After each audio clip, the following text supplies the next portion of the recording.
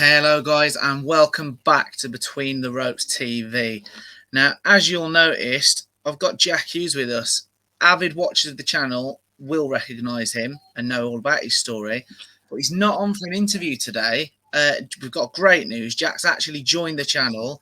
So, I mean, guys, a few of you have called for it, but, what better analysis and everything else that Jack's going to bring. We're really excited about it, and we've got some great things in the pipeline. So, Jack, pleasure to have you on board, mate. Hope you're all good. You're all good, mate, and a pleasure to be part of the team. There we go. I mean, we'll get straight into this one, guys. Dillian Whyte is back. He's taking on American Jermaine Franklin. Now, Jack, obviously Dillian Whyte is looking to bounce back from that loss against Tyson Fury. Now, I know on the shouldering content that Matchroom produce around their fights, he's talking about it was a push as opposed to a knockdown. The British Boxing Board didn't sort of follow the rules in terms of the fight being stopped after the bell and whatnot. Do you subscribe to any of that, or are you like me? No, he just lost to the better man on the night in Tyson Fury. Yeah, no, he just lost to the better man in Tyson Fury. I mean, I've seen the replay and all that. Like, yeah, there was a bit of like a shove, but he was well out of it before he hit the canvas. That was a clean, good shot. And yeah, it's just a poor excuse, I think. No, I agree. It's a little bit disappointing as well from Whyte, because he's been on a tough run. He's had some tougher fights than, world champions, in fairness to him. So a little bit disappointing, but I'm glad we agree on that. It's intimidating now talking boxing with an actual professional. But, I'm just looking at Dillian Whyte, and it's great to have him back. Obviously, he's not been the most active the last sort of 3 years. But he's 35 now. Do you think he's got what it takes to have sort of one last run and potentially another title shot? Or do you think it's really looking at sort of a few paydays to sort of top up the pension pot? I think he's still got a good run in him. Like, I don't think he'll ever be world champion at this time in his career. And to get a world title shot now at heavyweight is quite hard, seeing as all the belts are, Usyk's got 4, and I think Fury's got the other one. Obviously, Fury's got a fight coming up, and then I'm sure Usyk might get the winner, or there might be Fury Wilder. And then Joe Joyce is in line to get a shot at one of the titles. I'm sure if AJ gets a win, he'll be in line. And how long did it take Dillian Whyte? It took him like over a year. He was like mandatory for 300 or 400 or something days. Well, he was mandatory, yeah, but he was obviously number one contender for well over 1,000 days with the WWE. Yeah. That's what I mean. Deal, didn't they? So he had to wait. Yeah, so I don't even think he'll get a world title shot anyway. But there's big fights out there for him still. I think the AJ fight will always be there. And to me, that fight made the most sense out of every other fight. But they've both gone separate ways. But yeah, I'd like to see him. There's a few fights I think definitely out there for him. No, 100%. I mean, well, on to Jermaine Franklin. Now, on paper, and obviously we've talked about this in our group chat a little bit, so I think I know where you're going to go with it. But on paper, he's 21-0 with 14 stoppages, which looks quite good. I'll be honest, you delve into his record a little bit, and for me, his biggest one is probably Jerry Forrest, who people will know, certainly from, obviously, he lost to Kubrat Pulev, didn't he, last year? We always say on this channel, Jack, and it may be a sort of a thought process you disagree with, that just because a fighter hasn't fought at that level doesn't mean they can't jump to that level. But realistically, I mean, Franklin's talking about he's one uppercut away from changing his life and sort of ending Dillian Whyte. What do you think? Can he make the jump? Or what are your thoughts on this one? To be honest, I don't really give him a chance. From what I've seen, I literally had a quick look at him today on YouTube. I think I only watched like a round or two, and it was to I think it was like Pavel Sau or something. Yeah. I think he's like a Polish fella. And the rounds I saw, I know he won that fight quite convincingly and did end up dropping him. But these were the early rounds I was watching, and he was not doing well. Like he was getting bullied, and he was getting hit very clean quite a lot. And that fella's record it's not bad, but it's not great. It's like a 50-50 record. I think he's won like 16 and been stopped and lost 13. And out of them 13 losses, he's been stopped 10 times. And he went the full 10 rounds with him. And Nathan Gorman actually stopped him in 3 rounds. So that really puts a lot of question marks over his power. And if he's, well, he didn't necessarily struggle, but he definitely struggled in the earlier rounds. And now he's stepping in with someone like Dillian Whyte, and okay, he's 35 and he's coming off a loss, but he's still shown that he can compete at world level at his age. Yeah, I just think this is a comeback fight, and it's one of them comeback fights to the casual fans that don't know much. It's going to look amazing when Dillian Whyte beats someone who's undefeated and 21-0 with 14 knockouts. But realistically, as we've just said, he couldn't get someone out of there that's been stopped 10 times in 13 losses. And his biggest win is Jerry Forrest. So I don't give him a chance, if I'm being brutally honest. I think it could be an early night for White. No, I totally agree. I mean, a lot's been made of this, and we've sort of had the attitude of it. This fight is more, in terms of the test that Franklin can bring, it's probably more how much does Dillian Whyte actually really want it, as in to go on. That's the only. For me, it'd be a case of if Franklin can pull off a shock, it would be more Dillian Whyte sort of beating himself in terms of mentally and not trained properly. But fair play to Dillian Whyte. The looks of the shape he's been in, the promotional shots this week so far, he looks like he's gone away and made the right adjustments, obviously, with Buddy McGirt. Because let's not forget, he's got the new trainer, hasn't he, in terms of Buddy McGirt. A couple of Brits, obviously, we saw Callum Smith go over there too. What do you think of that link-up between Buddy and Dillian? I think it's good, but I'm very with trainers, I'm very skeptical of a lot of the higher end trainers because they don't really ever, as far as I'm aware, I don't really ever hear of them bringing anyone up from the ground roots. They're always kind of gifted world champions or world class fighters from the amateurs. Whereas the trainers I've always been around have literally brought people up from the very first day they've ever walked into a gym and taken them on to achieve great things in the amateurs, like national champions and English champions, and then going on to the professionals and also winning titles. And, taking someone who's an elite level amateur and getting them to a world title is a lot easier than getting someone from the very first day they've ever walked into a gym and getting them to a professional title. So it's kind of one of them. Like Dillian Whyte he's already world class, and he's been in with the very best in the world. So is this trainer really going to do much for him at 35 years old at the end of his career? Probably not. I don't think he's going to make him a world champion. So I mean, I'm not doubting this guy's ability as a trainer, but I'm just very skeptical when you see these people move on to like these world class trainers. I don't really look that much into it. No, I do get where you're coming from, to be fair. In fact, we did a like top 3 current trainers video, and I was pushing Rob McCracken for that same thing because although at the professional level his career is more limited, obviously what he's done with Team GB and grassroots boxing, for me, is very impressive. So we'll have to get Ray on with you and have that row with Ray. So I'm going to push you very quickly, Jack, for a prediction. Obviously, you've sort of said it anyway. What's your prediction for this fight? I reckon Dillian Whyte will stop him in under 6 rounds.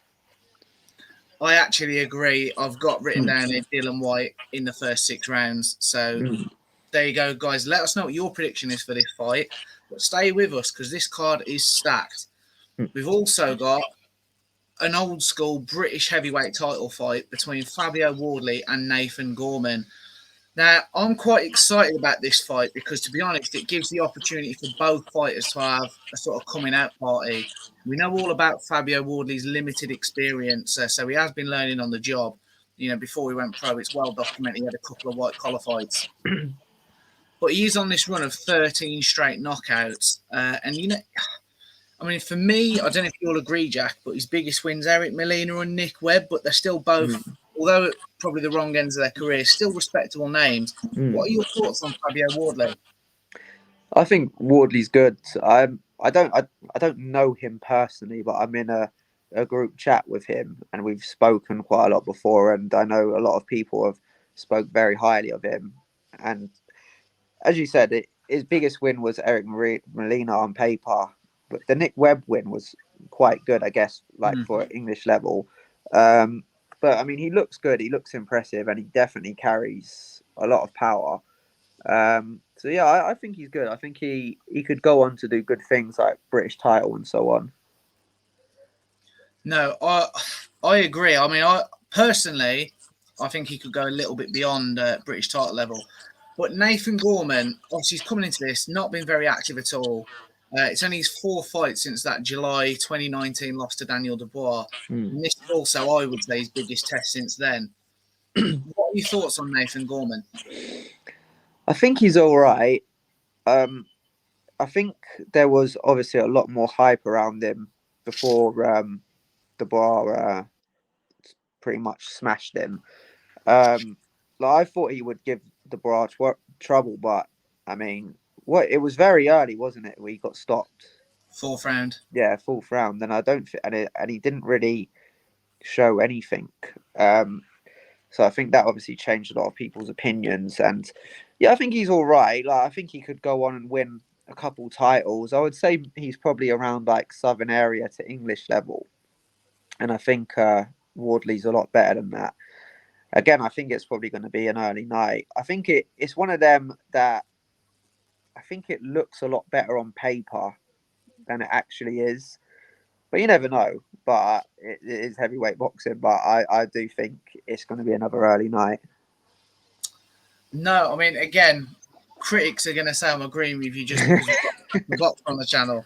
But again, I think it'll be Wardley middle to late rounds. I can see the first couple of rounds being a little bit cagey and a bit of a chess match. And then when Wardley realises that Nathan Gorman's probably not got the power to hurt him too much, I think we'll see that sort of destructive Wardley we saw against the Knights of Nick Webb and, well, in his whole professional career so far. Yeah.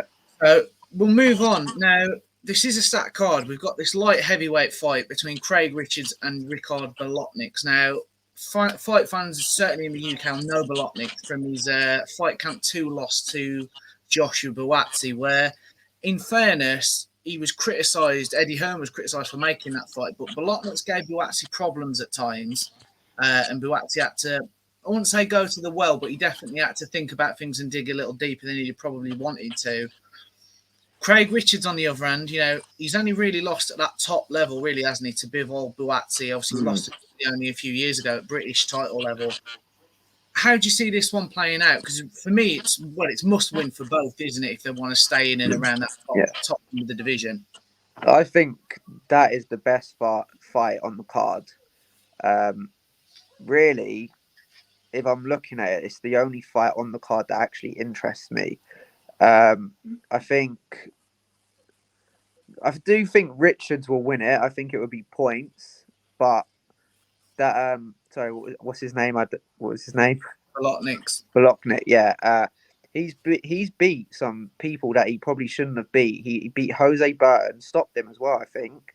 Yeah. And was it like Stephen Ward or someone? He beat another British fighter, didn't he? There's a few decent names on his record, to be fair to him. And I think he stopped him as well, if I'm right. So he's definitely got power, and he's definitely quite a decent fighter. He's upset some good British fighters. So I think that would be an interesting fight. I think it would be close, but I think it will probably be a unanimous win for Richards, because I think Richards does have the talent and the skill to beat him. Yeah, no, I think it'll be a Richards win. I've gone for a late stoppage myself. I can just see it being quite similar to the Bolotniks-Buatsi fight. I think Craig Richards will have a bit of a puzzle to solve early, but at this point in Bolotniks' career, I think he'll run out of gas down the stretch. The last fight that we're going to go in depth on this, I'm happy. I like the card. It's a stacked card, and I'm a fan of hers as well. Sandy Ryan. Now, she's back. Obviously, we all know about the trip up she had against Farias, and then she avenged it. This is another step up for an international title, isn't it, against Anahiesta Sanchez. Hopefully, I've got the first half of the name right. She's experienced. She's 21-5, 13 stoppages, so she can bang a little bit. But again, you look at her resume. Within those 5 losses, she's lost to Chantel Cameron, Jessica McCaskill, and Katie Taylor. So I think you're going to agree, Jack. But this is a case of if Sandy Ryan's going to live up to the talent that we think she's got, she's got to get the job done in style here, hasn't she? Oh yeah, 100%. I think that woman was also a former world champion, wasn't she? I think she was, yeah. Yeah, so she's obviously pretty decent herself, and I think that's a good fight as well. That could probably rival like fight of the night. But yeah, I think I'd like to think that Sandy Ryan can get the job done, but I think it will be a good close fight, and I think the Sanchez will definitely make it entertaining. It wouldn't technically shock me if we saw her slip up against Sandy Ryan, but I do believe that she's good enough, and if she just stays switched on, she can get the W. No, 100%. I mean, I was thinking about this myself because obviously Eddie Hearn was sort of criticised with how fast they were moving her going into the first Farias fight. It was a big step up. She took it. Obviously, we know she avenged the loss. But do you think is there a chance she may live to regret another big step up? For me, there's a really good argument that she should have finished the year on a good fight, but, one that should not a 70-30 in her favour type thing. Someone's going to pose her a few problems, but at the same time, she should have the skill to come through. Yeah, like, the thing is, like, it's so hard with boxing sometimes. It is kind of a sport like you're damned if you do, damned if you don't kind of thing. But I definitely 100% admire it because you definitely just don't see enough of it. Like, there's some people out there that will have 20, 30 fights and they've never stepped in with anyone, and they kind of maneuver their way through fighting for like international and challenge belts and all this, whatever belts there are out there. And they work their way into a world title shot, and because they've never been tested, they just end up getting smashed on their first step up or against someone that they should technically be beating. But so fair play to her. And yeah, probably the correct thing in a business sense would be to do what you've just said. Just kind of go into a fight that in your favor you should really be winning. But I love it. I admire it. And I think we should see more of it personally. So just fair play to her for taking it. No, absolutely. It's to be respected, sort of whatever you think of it. And then moving down the second half of the card, we've got some exciting fighters. Again, left-hand side of the column, heavy, obviously, as you would expect with these prospects being built. But Ray's very excited in particular about Pat McCormack and obviously Mark Dickinson, Northeast lads, both making their Matchroom debuts. Are you on the, in particular, Pat McCormack hype train, Jack? Yeah, I think he's good. He's definitely very talented. So I watched him in the Olympics and so on, and he was meant to be tipped for gold, and I think he ended up getting silver, if I'm correct. Yeah. So he's obviously very, very talented to get to that level and do that. But the thing is, I actually really hate watching prospects come through at the beginning because we all kind of know what's going to happen. They're going to get in there with someone who's nowhere near their level, and they're either going to get absolutely smashed for 4-6 rounds or get stopped. And it's going to be that way for a good 10, 15 fights, maybe even 20, 30, depending on how young he is. But yeah, like, I mean, what can I really say about it? He's gonna get in there against this guy and either stop him late. Well, I say late, it's only going to be a 6-rounder anyway. He's either going to stop him or just completely school the kid. So, I mean, I'm sure it'd be good to watch his talent and to watch him grow. But for probably the next 5 to 10 fights of his career, I won't be really paying that much interest, to be honest. Oof. I think you're going to fall out with Ray. He's a huge fan of Pat McCormack, but in fairness, he does also say, and it's a mantra that we've all sort of reluctantly adopted, that, as you so rightly point out, before 10 fights, we don't judge a prospect because obviously they are fighting. Tomato cans is harsh, but, generally fights that they're always going to win, particularly with the bigger promoters because they're built that way. We've got George Liddard from the Matchroom Boxing Gym, Tony Sims. Obviously, he's making his Matchroom debut. And Chev Clark's having a step up into an 8-rounder. Just quickly, Jack, what are your thoughts on Chev Clark? Because he's another talent that I'm quite excited about myself. To be truthfully honest with you, I know who they are, but I don't think I've ever watched or seen anything from both of them. But so like my opinion's kind of irrelevant on it, you know. But I've heard. This is brilliant, Jack. We'll just go with me. Chev Clark's a talent. Anyone watching, that's right. Professional boxer, Southern Area champion. He is agreeing with me. So what a point to just end this one on. We'll leave it there. Jack, thanks ever so much for joining us. And thank you for joining the channel. So everyone, to seeing Jack. And yeah, lots of content coming this week. So stay tuned and join us on the next one.